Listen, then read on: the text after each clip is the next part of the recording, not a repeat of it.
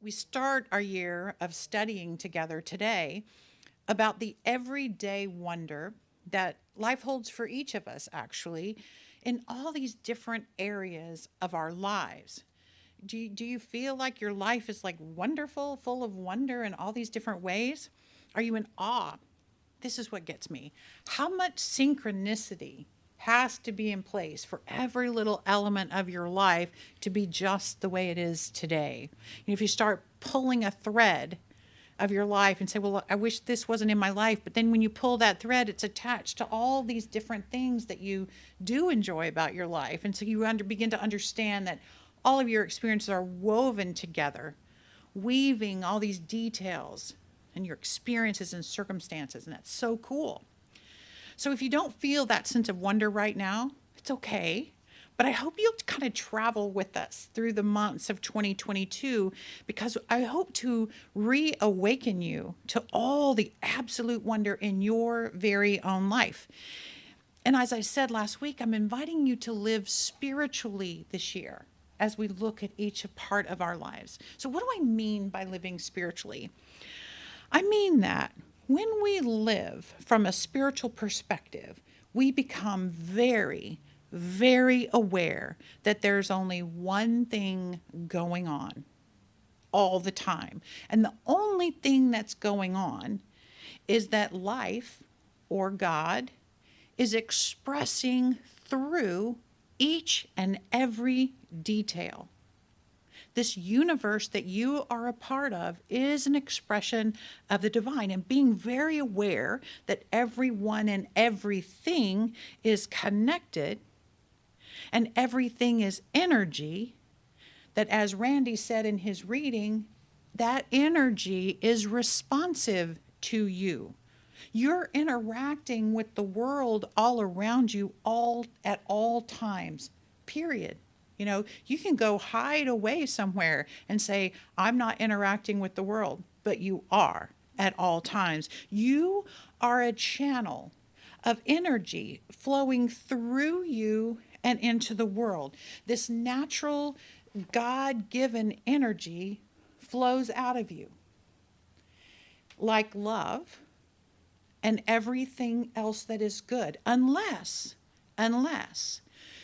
that flow goes through your filter of fear and doubt, and you can block it with anything other than love, and it will shift that energy and change the vibration of it, because you're sending out into your world a vibration of thought and words and feelings and choices, and the world around you responds to that.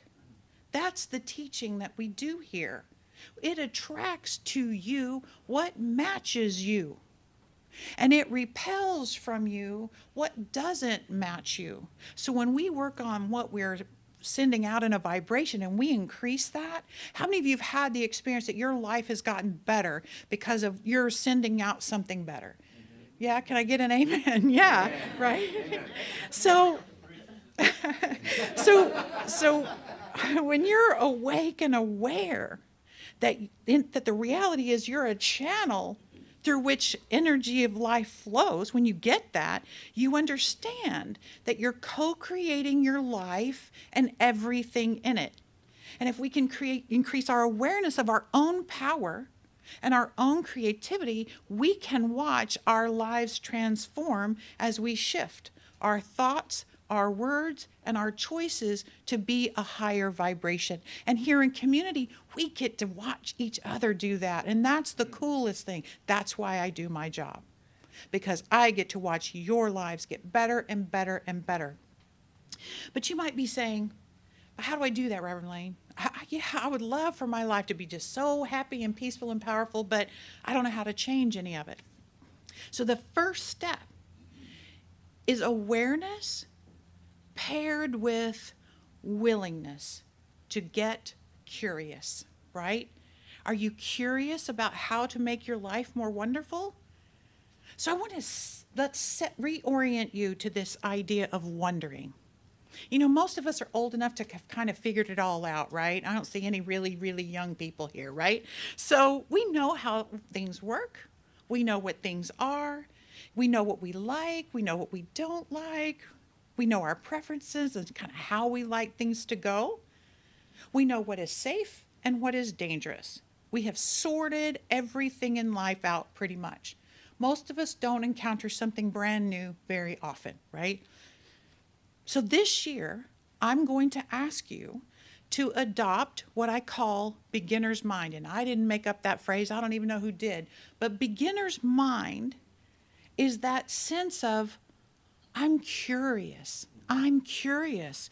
Because when we assume this beginner's mind, we approach everything with this openness and lack of prejudgment and assumption. We approach everything with a question instead of an answer. We try things new again because we haven't already sorted out in advance what it's going to be. So we're going to take this more open mindset.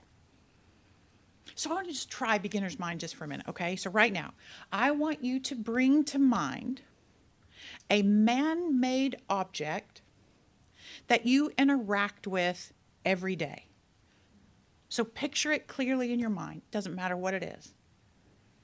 All right? Picture that in your mind. Now imagine it that you're looking at it for the very first time. So just think about that and look at it as if you've never seen one of these things before.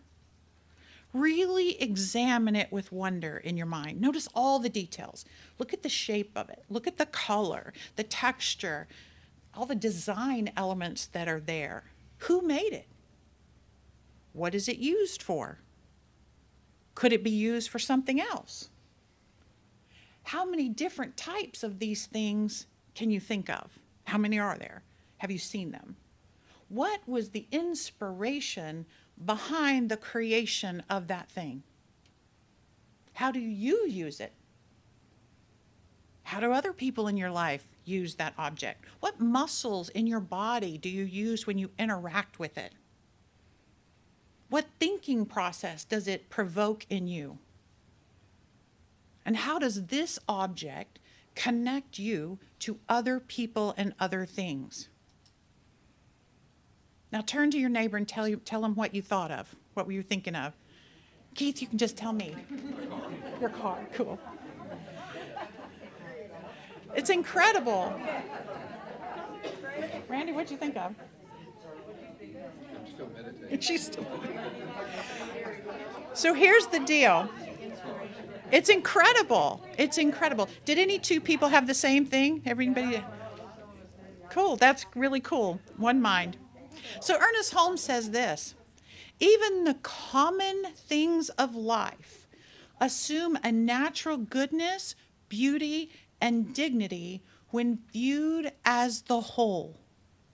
What would your life be like if you didn't have that object in it? It's part of the whole of your life. And we're going to view things as a whole this year.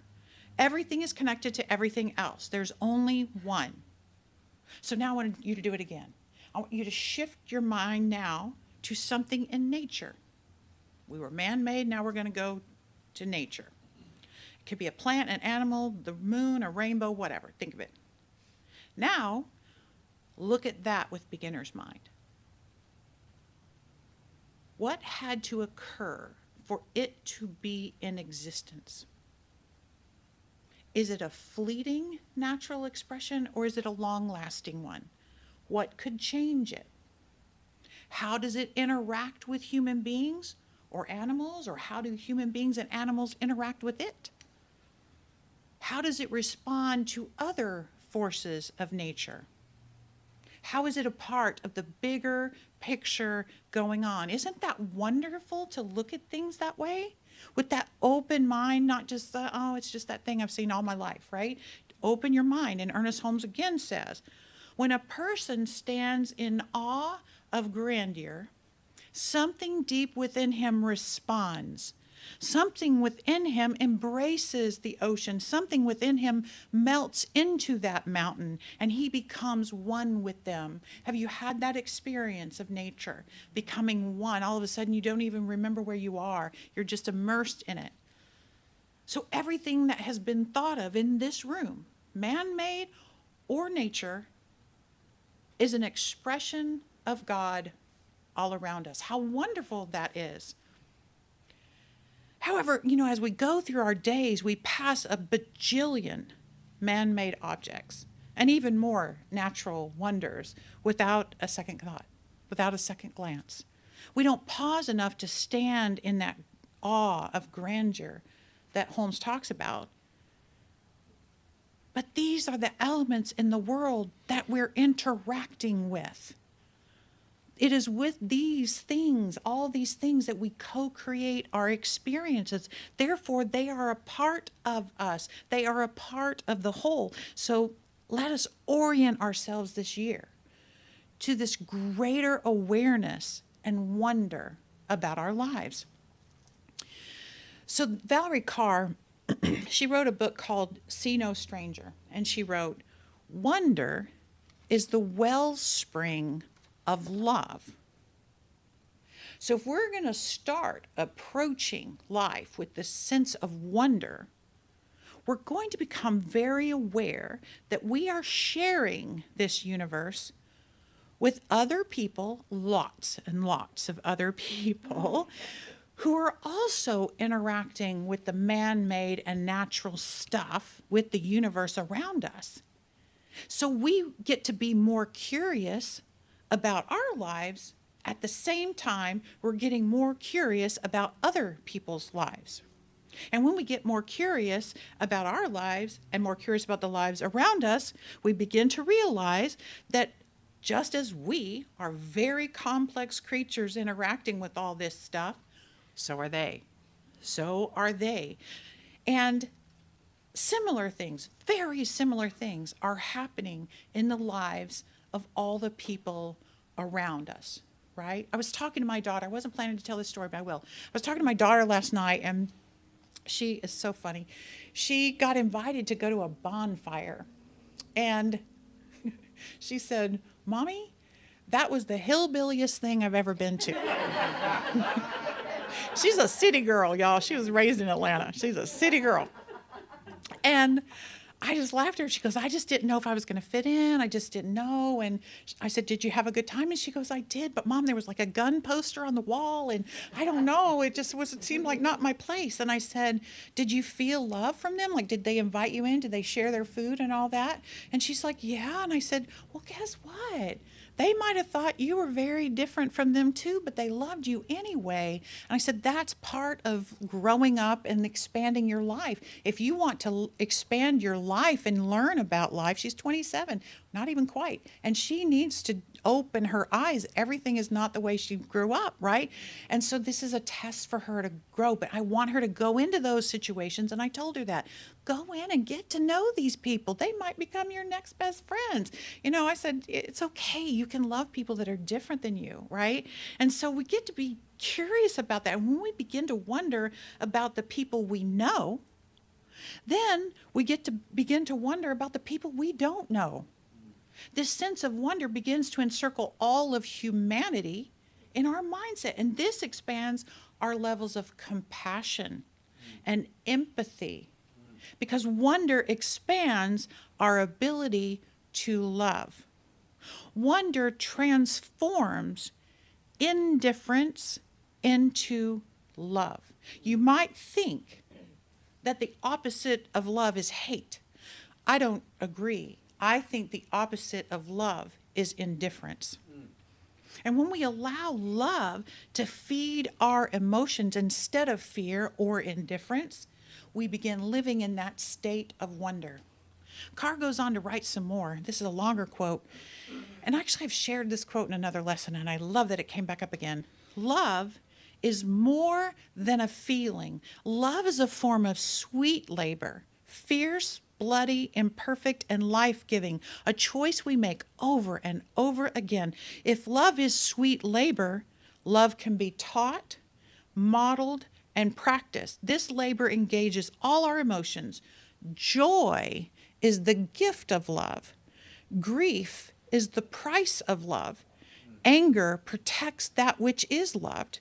And when we think we have reached our limit, wonder is the act that returns us to love, because wonder is at the root of spirituality. Wonder expands our ability to love because the root of spirituality is the concept of oneness. And we don't get to oneness any other way than through the doorway of love. Wonder reveals oneness. Remember the exercise we just did? When we really begin to look at it with a sense of wonder, everything is one thing. When we really, really look at life and we peek under the covers and we get super curious, we see that everything is connected, interconnected, interdependent. One thing, one thing. You know, I like to describe life as a web. If you've been around here for 10 minutes, I'm always talking about the web of life, and we're all connected. Everything and everyone is connected to everything else and everyone else. And when we adopt a mindset of wondering, we'll notice connections everywhere, everywhere. If we're going to transform our lives and ourselves, we're going to be looking at how things are connected to each other, even within our own individual lives. So right now, I want to guide you through looking at yourself as an individual life right now. I'm going to ask Lori to pass out the handouts. Everybody should have a pen. If you don't have a pen, dig one out of your purse, or there's pens around. And everybody's going to get a handout. So while those are being passed out, I'm going to describe the image to those virtual congregants we have this morning. So the handout is a picture of a wheel with 12 spokes, kind of like a clock, right? So if you're drawing it at home, it's a circle that has a spoke at every number on the clock. And each of the spokes is labeled. And we're going to go through each of the spokes so you can label them as we go if you're going to draw it at home. So here we are. So here we are at the beginning of 2022, and now is the perfect time to assess where we are right now in 12 different areas of your life. Don't read the back. I'm going to talk about it. You can read the back when you get home. Just look at the spoke, the wheel. So as we go through each one, I want you to take a minute to go within and sense how expansive and loving and free you are in each of these areas versus how feelings of a restriction or fear or resistance in this area of your life you are. How open you are to change and growth versus how constricted you feel, right? And as we review each one, on each spoke, I want you to place a dot, just intuitively. If you place the dot close to the middle of the wheel, you're placing it in a feeling of fear or constriction. If you place the dot out towards the edge or somewhere in the middle, you're moving towards openness and expansion. So we're going to go over each one. So you're going to put a dot on each spoke, okay? So let's go through these one at a time. The first one at the very top is your inner life. And now I'm going to explain each one of them before you put your dot. So on this spoke, I want you to consider your mental and spiritual well-being, your sense of yourself within yourself. Where's your self-esteem, basically? Your spiritual self-esteem, your mental self-esteem. And if you're feeling open and expansive, if you feel, like balanced and all of that, I want you to place your dot towards the outer rim of the wheel. If not, then place your dot closer to the center. All right? The second spoke is for play. This one, the questions to ask yourself are, how balanced is your life between work and relaxation, between production and joy? Have you connected with your joy? Is there room in your life for even expressing all of that? Again, place a dot closer toward the center if you're neglecting this part of your life, and outward toward the edge if you feel kind of open and flowing in your life. Play. So often we don't talk about play, or we don't give ourselves time for play. Some of us do really well. The third spoke is for creativity. So think about how free you feel to get creative with your choices in your day-to-day life? Are you in a rut and super predictable? Is there an outlet for your creative juices to kind of flow out in the world, such as art or music or writing or whatever? Or even in your relationships with other people, you can get creative. Do you share yourself authentically with the world? So think about where your dot should go on that spoke. The fourth spoke is for emotions. So, how connected are you to your emotional being? Do you express all emotions with like kind of varying degrees of intensity in ways that support your relationships? Right? Do your emotions inform you or do you withhold them? Can you identify in your life a wide variety of emotions? So those are the kinds of questions to say, is this a place I want to grow or I feel good there? The fifth spoke is for body, our physical body, our magic suits, what I like to call it. What is your current relationship with your body? What role does it play in your life? Does it enhance your experiences or constrict your experiences? Does it give you joy or do you just kind of struggle with it, right? Are you at ease in your body or tense in your body? So just think about kind of where your dot would go there. The sixth spoke is for relationships. This spoke represents all of your relationships. Your relationship with yourself, with others in your family, your community, your friends, your workplace, all of humanity. Where are you in relationship to the greater expression called human beings? Do you view them all as a relationship with spirit? Are you free to love in your relationships, or is fear a part of most or all of them? A good question is, do you feel accepted? Do you feel like you belong? That's kind of where do you put your dot? The seventh spoke is for nature. What is your relationship with this wondrous planet we live on? Do you have a daily sustainable practice of interacting with the nature all around you? That protection of the earth, that enjoyment of the earth? Is nature a consideration when you make your choices in your day-to-day life? Do you have a relationship with God in nature? Those are the kinds of questions to ask yourself about nature. And the eighth spoke is for work. Is your work life fulfilling and reflective of your truest self? And if you're retired, I know we've got some retired people in here, how you spend your time, your productivity, whether that's around your house or in your community or whatever. Is there room in your work for new insights and new energies and messages and growth? And do you show up in your work as your most authentic self? So put your dot somewhere. The ninth spoke is for finances. And the question to ask yourself here is your financial life an experience of immense suffering or immense joy?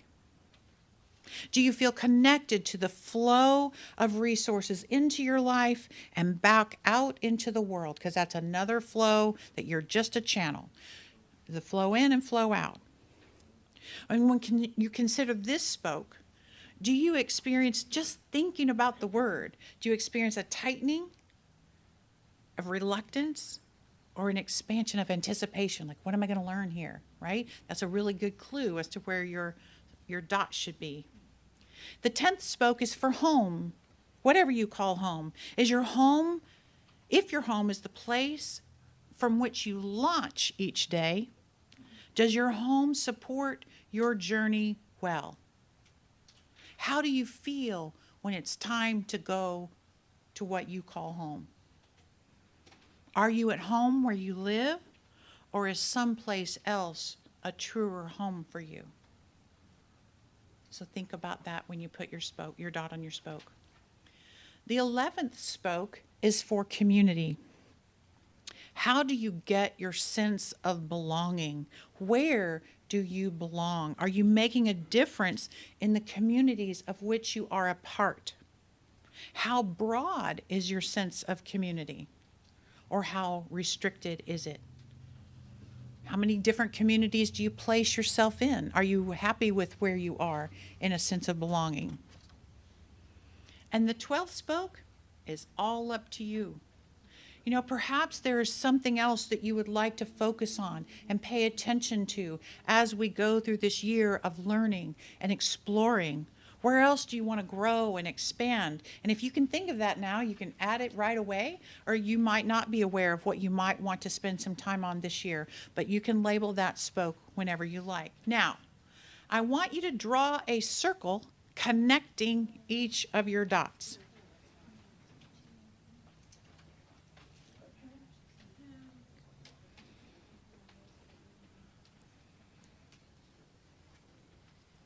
The question is, would this wheel of life roll smoothly for you? Are you kind of a bump at a time kind of person, right? Bumping and kind of thumping along. Is it a large wheel or is it a small wheel, right? So here's the thing. Spirit only knows possibility.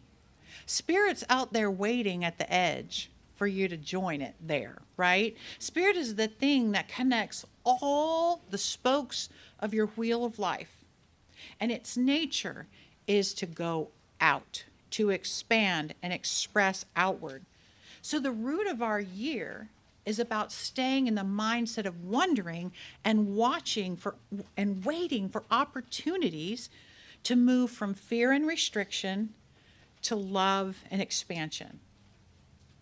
Because when we do that, our lives can miraculously shift and change and transform. Because think about it. If you weren't bumping and thumping with your wheel along in life, you would move a lot more smoothly and go through life much more whole, in a whole way.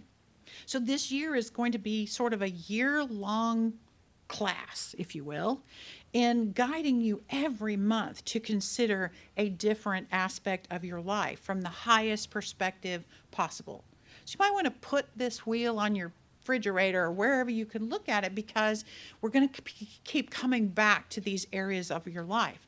We're going to look at the spiritual purpose of each of those areas of your life. We're going to talk about examples and ideas of transformation and growth every week, every month. And I want you to experience miracles this year. I want you to say, oh my gosh, when we redo this wheel at the end of the year, and we will, I want you to say, oh, my wheel is a lot more expansive if you do the work for yourself.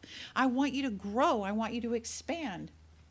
And most importantly, I want you to really, really, really recognize that God is a power for good. God is a power for love, and it only wants to express thoroughly and fully through you. Life responds to us, and this year, I want you to communicate your dreams and your intentions for your life more clearly than ever before to this responsive universe all around us. And I want to close with a poem by Walt Whitman, one of my favorites, and it's called Miracles. Walt Whitman wrote, "Why, who makes much of a miracle? As to me, I know of nothing else but miracles. Whether I walk the streets of Manhattan or dart my sight over the roofs of houses toward the sky, or wade with naked feet along the beach just in the edge of the water, or stand under trees in the woods, or talk by day with anyone I love, or sleep in the bed at night with anyone I love, or sit at a table at dinner with the rest, or look at strangers opposite me riding in the car, or watch honeybees busy around the hive of a summer freedom, or animals feeding in the fields, or birds, or the wonderfulness of insects in the air, or the wonderfulness of the sundown, or of stars shining so quiet and bright, or the exquisite, delicate, thin curve of the new moon in spring. These with the rest, one and all, are to me miracles, the whole referring, yet each distinct and in its place. To me, every hour of the light and dark is a miracle.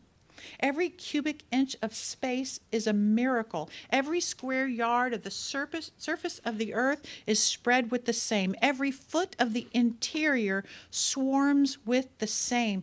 To me, the sea is a continual miracle. The fishes that swim, the rocks, the motion of the waves, the ships with men in them.